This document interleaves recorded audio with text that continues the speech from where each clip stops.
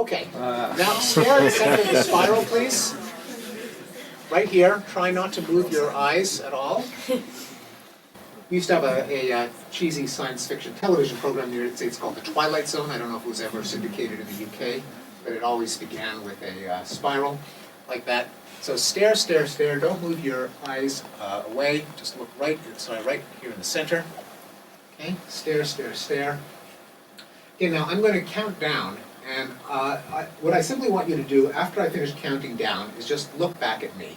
In fact, just look, when I say go, just look at my nose. Okay? Okay, so 10, 9, 8, 7, 6, 5, 4, 3, 2, 1. Now look at me. This is the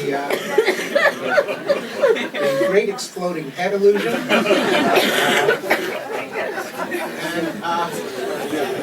Again, it was, you don't need fancy technology to experience this illusion in everyday life. I actually encountered it by accident once when I was mountain biking in California, and as I was going along a trail, I suddenly reached the edge of a cliff and looked at the cliff on the other side of the ravine, and it seemed to be moving backward, backward, and I was just staring at it, trying to figure out what was going on. I thought, am I having an LSD flashback from the 60s? And then I realized I never took LSD in the 60s, so it couldn't be that. Then I realized that it hit me. It is a motion after effect. That I had spent about half an hour moving forward through dense forest with the leaves moving outward, as the mountain bike was progressing. Then when I got to a neutral, non-moving stimulus, the cliff on the other side of the canyon, it looked like basically it was visually contracting, which is the opposite of the expansion from looking at the leaves. Contraction equals motion in depth, and so it looked like it was perpetually receding, but at the same time not going anywhere. An even earlier version of this was called the waterfall illusion, coming from the fact that if you stare at a waterfall for a period of time, then you look over at the rocks beside the waterfall, it'll look like they're drifting upward. They will be doing something that you might think is logically impossible, namely moving without changing position. Now that is impossible physically, but it is certainly possible psychologically. The explanation is the same as it is for temperature and for color.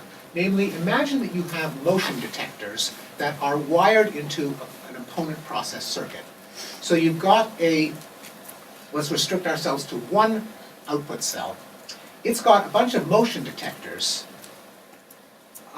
for inward motion, motion in toward the fovea that excite it.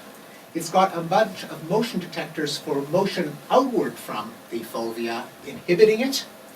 If you have repeated stimulation of in, the inward motion detectors are habituated, the outward motion detectors are fresh and ready to go. You then have a neutral stimulus, say my face, equal amounts of inward and outward motion objectively, namely my face isn't doing anything, but because your inward motion detectors are habituated, your outward motion detectors are normal, the balance will be toward the outward motion detectors, and you see the great exploding head illusion.